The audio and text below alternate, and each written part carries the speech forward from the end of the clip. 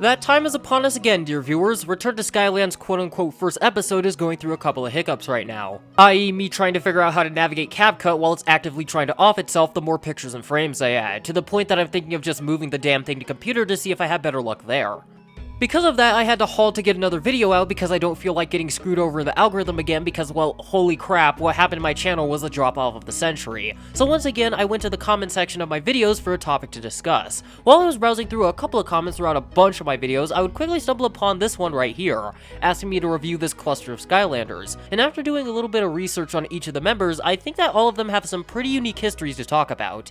I was genuinely surprised by the amount of stuff that each of these characters had, so that's what we're going to do today. We're going to talk about these three Skylanders and see how fast they really are. So without any more stalling, let's get started!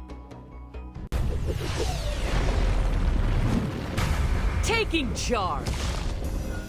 Now, out of everyone on this list, I think I'm not the only one to be confused on why Headrush is here. I mean, when I look at her, she gives me more of a Viking feel than anything else, especially when it comes to her helmet. And speaking of which, what even is that weapon?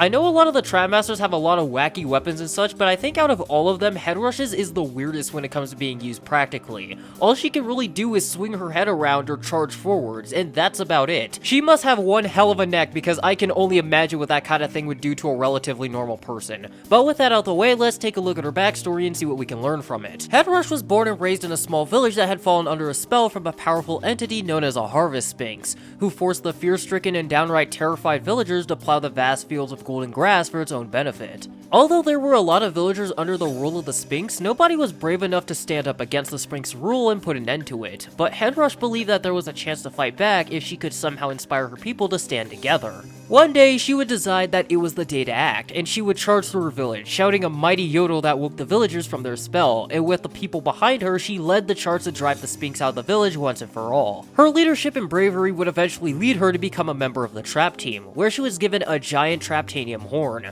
Her positive attitude served as an inspiration to the rest of her teammates around her, and even though she may not think of herself as a true leader, everyone else within the Skylanders knows that she's on the path to greatness. Now, there's a lot of stuff that I want to talk about in not much time, so let's start with the first and probably most obvious one.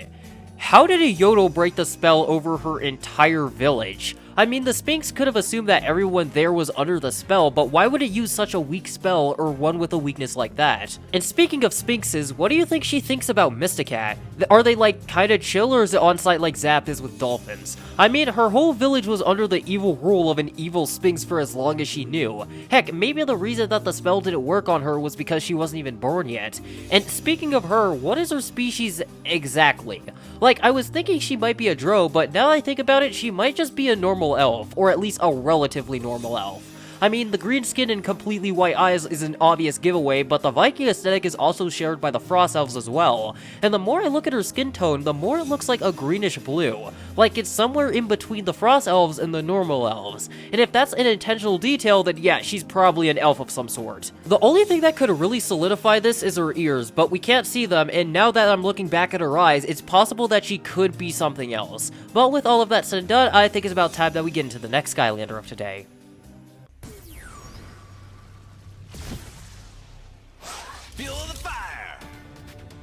Now, out of everyone in this video, Spitfire is probably the most well-known and liked due to the fact that he's the poster boy and leader of the Superchargers. He even got a dark variant like most of the other starter pack Skylanders, but unlike the other Skylanders, his dark variant is really weird.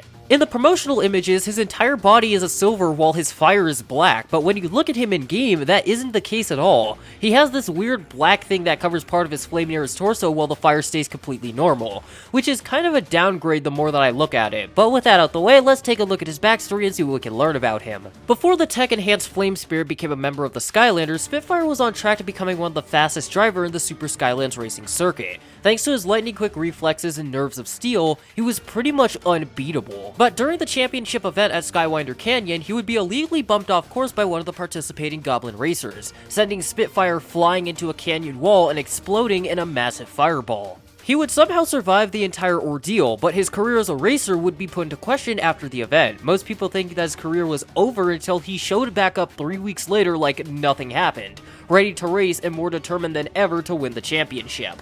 Unfortunately, Chaos would take over Skylands using a Sky Eater, and all the races were put on hold, and when Spitfire was approached by Master Eon, he would be offered a chance to get back behind the wheel and spearhead a new team of Skylanders, the Superchargers, and he would gladly take his offer and quickly get to work and ripped into overdrive. Now, for simplicity's sake, I'm just going to be covering his section of Ripped into Overdrive and not the entire comic because that's just a lot of moving parts and a lot of things going on with a lot of Skylanders involved as well. So I'll just make that its own video, which might be coming sooner rather than later. But for now, let's just talk about his involvement since I was actually able to find the book this time.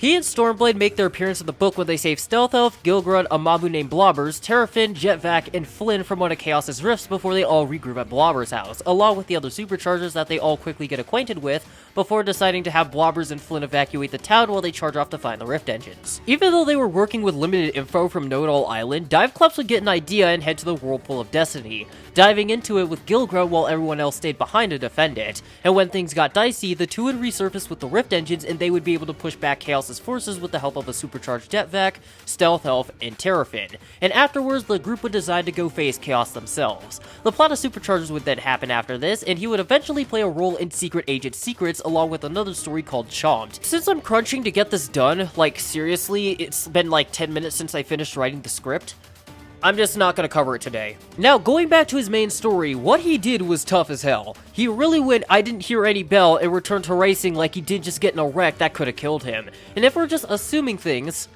which I am, he might have survived a crash in the hot streak, which just makes things even crazier since the car has no safety at all. No roll cages, no halos, nothing. He just had a seatbelt, and hell, that's even a stretch. But before we go, there's one thing that I'd like to talk about, and that's him being a spirit. I think it's interesting that he's enhanced with tech, and I think that holds his body together. And I wonder if other spirits could undergo the same process as well. But with that said and done, I think it's about time that we get into the final Skylander of today. Tread and shred.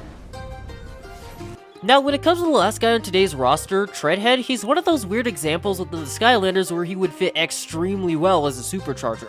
Funnily enough, after I talked about an actual Supercharger. Racing is a big theme for this character, a lot more than a lot of the other Skylanders you could argue should have become Superchargers, which might be its own video topic one day. But with that out the way, I think it's about time that we jump into his backstory and see what we can learn.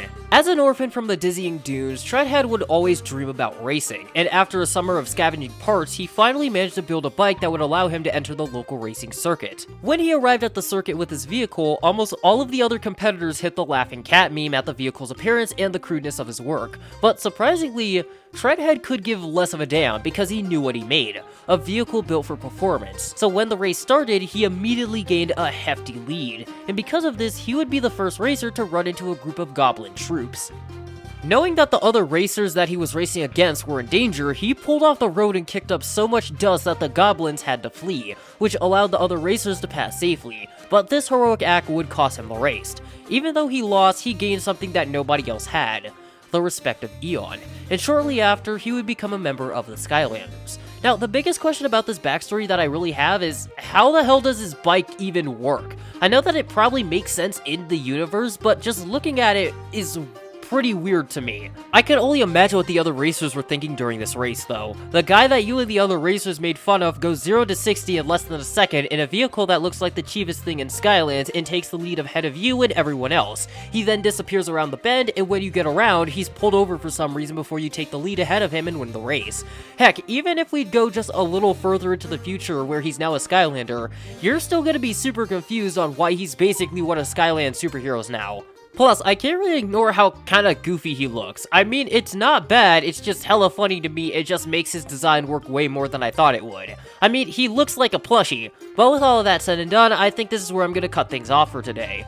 Like always, hit the subscribe button if you enjoy content like this, share this around so I can grow as a channel, leave some comments down below to make the algorithm happy, and I will see you all in the next one.